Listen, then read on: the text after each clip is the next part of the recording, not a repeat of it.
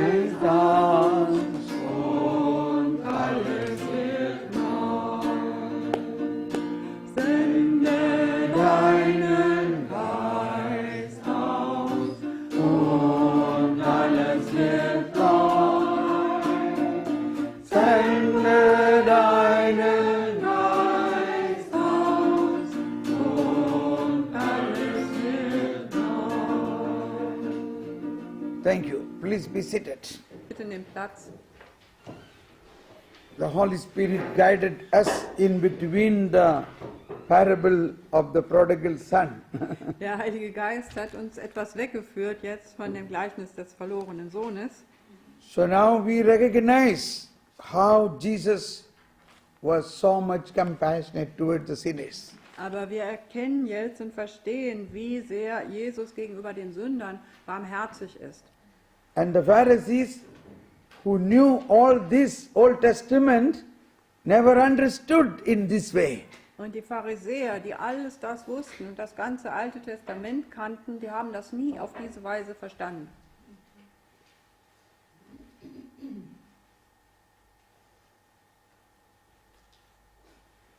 Okay. Now the second parable is about the lost coin. Jetzt das zweite Gleichnis ist über die verlorene Drachme. Or what woman having 10 coins and losing one would not light a lamp and sweep the house, searching carefully until she finds it?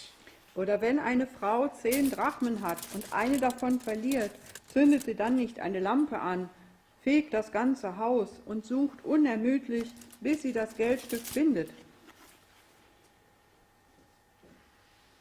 And when she does find it, she calls together her friends and neighbors and said to them, "Rejoice with me because I have found the coin that I lost." Und wenn sie es gefunden hat, ruft sie ihre Freundinnen und Nachbarinnen zusammen und sagt, freut euch mit mir, ich habe die Drachme wiedergefunden, die ich verloren hatte. In just the same way, I tell you, there will be rejoicing among the angels of God over one sinner who repents. Ich sage euch, ebenso herrscht auch bei den Engeln Gottes Freude über einen einzigen Sünder, der umkehrt. So Jesus is teaching how important we pay attention and compassion toward the sinners and gain them.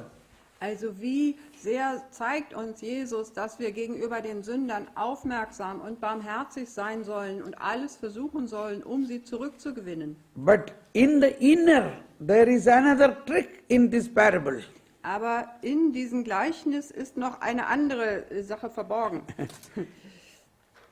These two parables of the sheep and the coin represent two group of people. Denn diese beiden Gleichnisse über das verlorene Schaf und die verlorene Münze repräsentieren zwei Gruppen von Menschen. This lost sheep which has gone out and lost represent the sinners, and the lost coin which was lost within the house represent the Pharisees and the Jews. Denn dieses verlorene Schaf, das sich verirrt hat und ausgebrochen ist, das repräsentiert die Sünder. Und die verlorene Münze, die im Haus verloren ging, das repräsentiert die Pharisäer und Schriftgelehrten. They are in the house, Sie sind ja im Haus, in the Father's house, im Haus des Vaters, in the temple, im Tempel. doing all the rituals. Sie tun alle diese Rituale, But they don't experience God. aber sie erfahren Gott nicht. They don't experience the mercy of God. Und sie erfahren auch die Barmherzigkeit Gottes nicht. They are not experiencing the salvation of God. Und darum erfahren sie auch nicht die Erlösung durch Gott. They are also lost. Und in dem Sinne sind sie auch verloren. Yes. But within the house. Aber sie sind im Haus. They have not gone out. Sie sind nicht rausgegangen. Now, in this light, we have to understand the two sons. Und mit diesem Verständnis sollen wir das Gleichnis von den beiden Söhnen lesen. Normally, we focus on the sinner son who went out. the prodigal son. Normalerweise richten wir die ganze Aufmerksamkeit auf den sogenannten verlorenen Sohn, auf den Sünder. And when he came back, the merciful father loved him, hugged him. Dann schauen wir, wie der Vater ihn umarmt und liebt und barmherzig ist, wenn er zurückkehrt. But that is not the climax of this parable. Aber das ist noch nicht der Höhepunkt von diesem Gleichnis, The climax of the parable is about the elder son. sondern der Höhepunkt des Gleichnisses ist über den älteren Sohn. Because the whole parable is addressed to the Pharisees. Denn die Gleichniserzählung richtet sich an die Pharisäer. It is easy to convert the sinners, but it is not easy to convert the Pharisees. Es ist leicht, einen Sünder zu bekehren, aber es ist nicht leicht, die Pharisäer zu bekehren. It is easy to convert the Hindus and Muslims and Buddhists, but it is difficult to convert the Christians. Especially the Catholics. Es ist leicht, die Hindus und Muslime und Buddhisten zu bekehren, aber es ist sehr schwer, die Christen zu bekehren.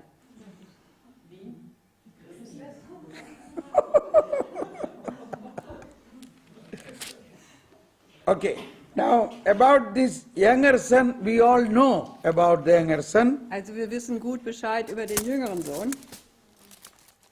We have read this many times, we heard this preaching many times. Wir haben das schon so oft gelesen, wir haben die Verkündigung darüber oft gehört. When he came back, he felt, he wanted to say to the father, I have sinned and I am not worthy to be your son. At least consider me as a servant in your home. Und wir wissen, dass dieser jüngere Sohn in seinem Dreck zur Umkehr kam und er hatte sich in seinem Herzen vorgenommen, ich will zu meinem Vater gehen und ich will zu ihm sagen, Vater, ich bin nicht würdig, dein Sohn zu heißen, aber nimm mich an als einen deiner Tagelöhner. He said this in verse 21. Das sagt er in Vers 21. I have sinned against heaven and against you. I am no longer deserved to be called your son. Ich habe mich gegen den Himmel und gegen dich versündigt, Vater. Ich bin nicht mehr wert, dein Sohn zu sein. But his father Aber hugged der him. Vater umarmte ihn. His father put a new ring upon his Er hand, steckte einen neuen Ring an seine Hand. accepting him as son. Er nahm ihn auf als Sohn. Clothed him with the garment of justification Und er bekleidete ihn mit dem Gewand der Gerechtmachung and gave him a new pair of shoes, und gab ihm ein neues Paar Schuhe, so that even he walk in slippery roads, he should not fall again. sodass er, auch wenn er über schlüpfrige Straßen gehen würde, nicht wieder zu Fall kommen sollte.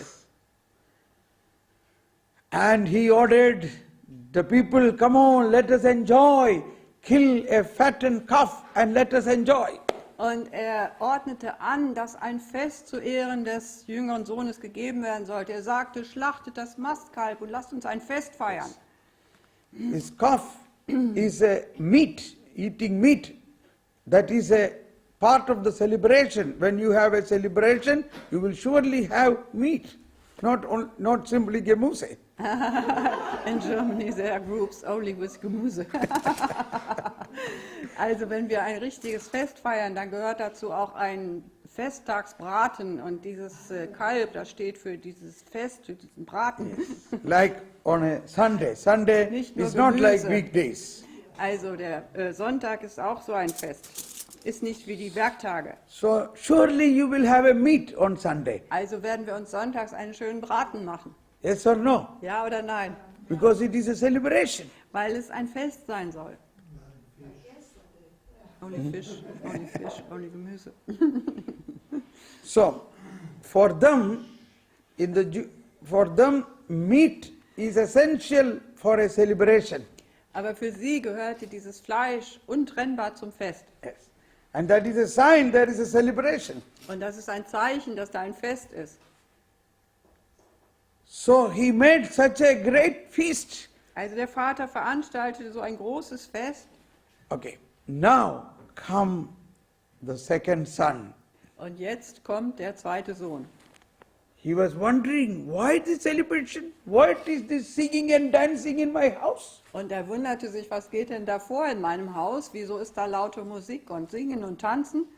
And some servants say, don't you know, your younger brother has come back, so we are all very happy. Und einige Knechte sagten zu ihm, ja, weißt du nicht, dein jüngerer Bruder ist zurückgekommen, deshalb sind wir alle froh. Why he came back? Warum ist er zurückgekommen? He is not happy. Er war nicht froh. Pharisee number 1. Der erste Pharisäer. The attitude of Pharisee. Die Haltung des Pharisäers. He is a sinner. Er ist doch ein Sünder. Why he came back? Warum ist er zurückgekommen? See, God's attitude is to get them back. Also Gottes Haltung ist, ihn zurückzugewinnen.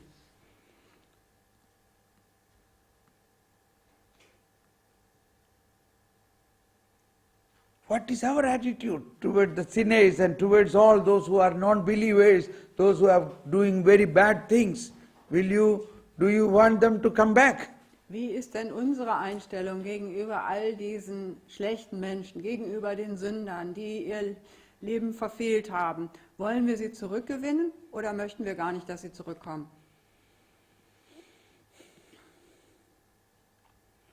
This is what renewal means. We have to renew. The existing Christians have to renew from this Pharisee nature to the nature of Christ. Und das ist die eigentliche Erneuerung, dass wir gläubigen Christen uns erneuern müssen in unserem Inneren, dass wir von dieser Haltung der Pharisäer wegkommen zu der Haltung von Jesus Christus. We criticize everybody. Wir sind sehr leicht dabei, jeden zu kritisieren. Even the Pharisee nature is to find out what fault they are doing and then they spread it. They speak about these bad things.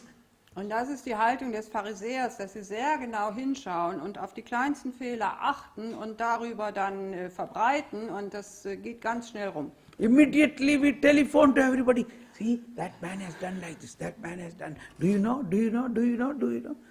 Und dann, Immediately the bad news spread, but not the good news. und die schlechten Nachrichten verbreiten sich ganz schnell. Vielleicht greifen wir schnell zum Telefon und sagen, hast du das schon mitgekriegt, was der da gemacht hat und das und das und das? Und dann geht das ganz schnell rum.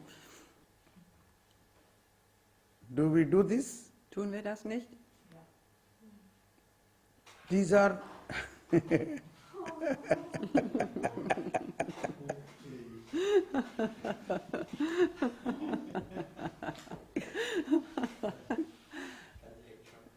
and that is why Jesus said in Sermon on Mount, don't judge others. Darum sagt Jesus in der Bergpredigt, ihr sollt nicht richten, richtet nicht, damit auch ihr nicht gerichtet werdet. Okay. Now very important aspect. This, Also ein sehr wichtiger Aspekt. he did not join into the celebration. Der ältere Sohn hat sich nicht dieser Festgemeinschaft angeschlossen. He stayed outside. Er blieb draußen. Each point has big relevance. Und jeder Punkt hat große Wichtigkeit. And then Father went. The mercy of the Father, again you can see. Und dann sehen wir wieder die Barmherzigkeit des Vaters. Der Vater ging raus, er ging auf den älteren Sohn zu und fragte, was ist denn Father mit went dir? out to beg him, to request him. Ihn zu bitten. And now the reaction of the son is to be understood carefully. Und jetzt müssen wir sorgfältig die Haltung des älteren Sohnes verstehen.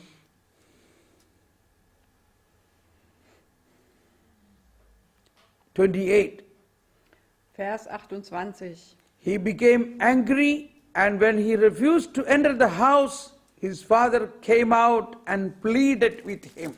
Da wurde er zornig und wollte nicht hineingehen. Sein Vater aber kam heraus und redete ihm gut zu.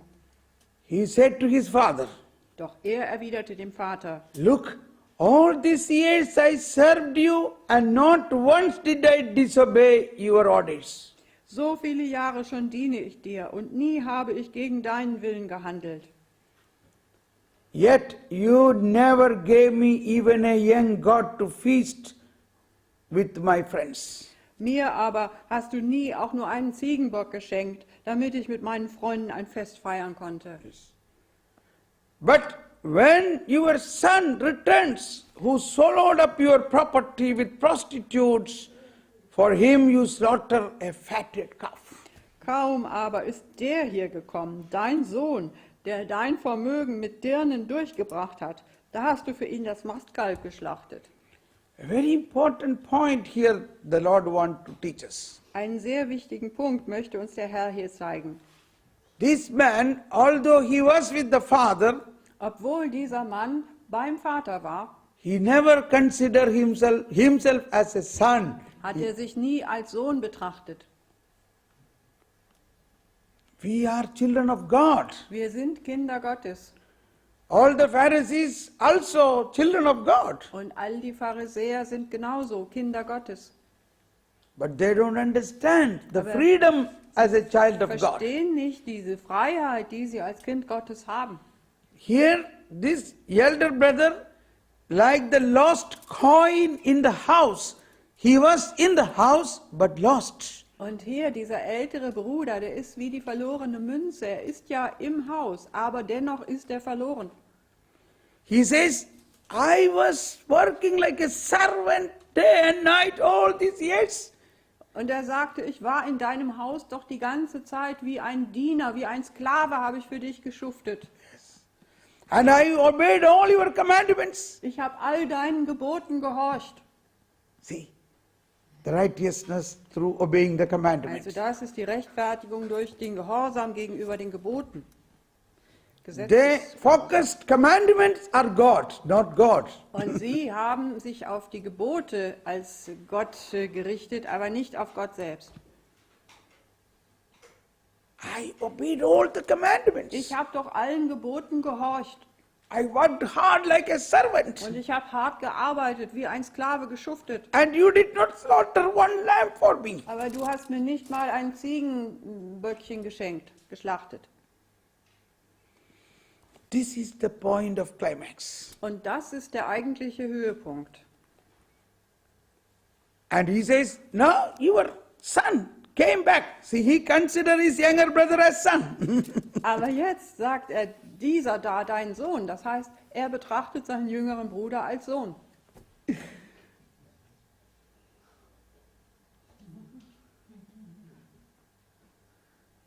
And now, hear the answer of the father. Und dann kommt die Antwort des Vaters. Father was so merciful to the younger son, also to the elder son, same way. Und der Vater, der so barmherzig gegenüber dem jüngeren Sohn war, ist genauso barmherzig gegenüber seinem älteren Sohn. And father said, Und Vater sagte, my son. mein Kind, Yes. mein Say Sohn, everybody. mein Kind. Yes. You are here with me always.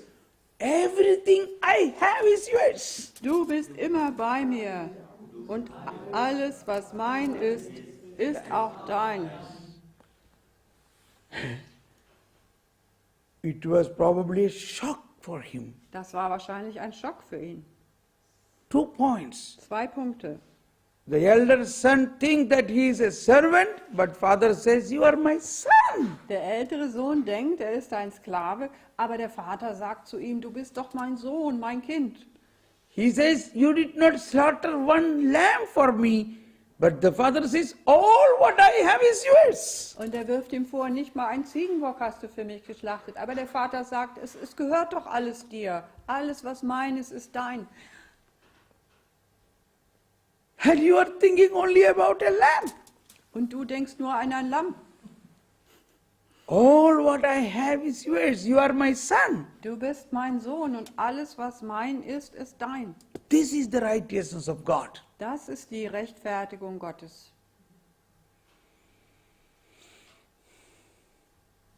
Die Gerechtigkeit Gottes.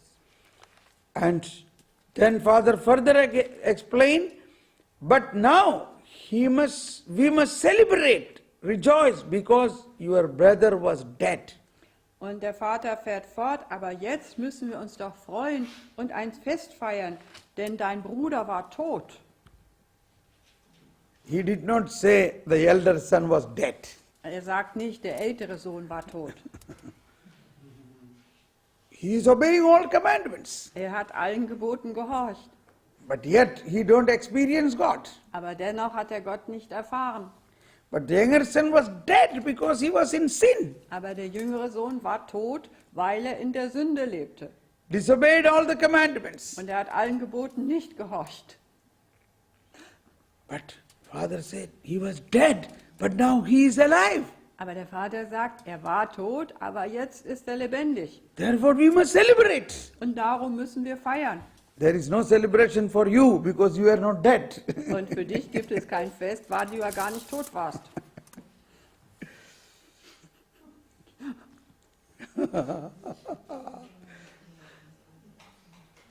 Oh, sende deinen Geist aus und alles wird neu.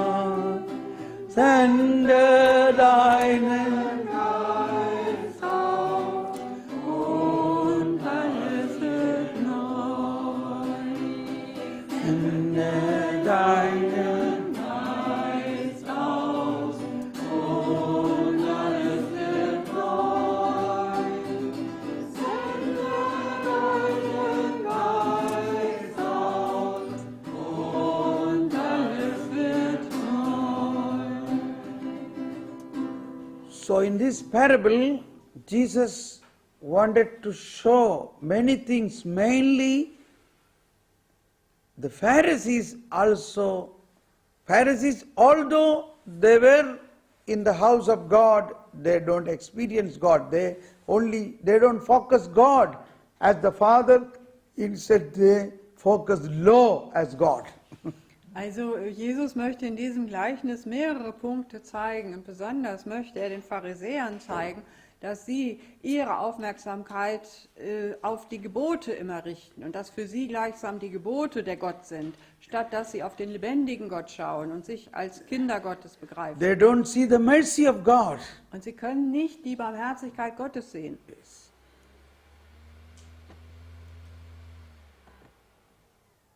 Let us now have a pause and come back up at 11 o'clock. Wir wollen jetzt Pause machen und um 11 Uhr geht's weiter.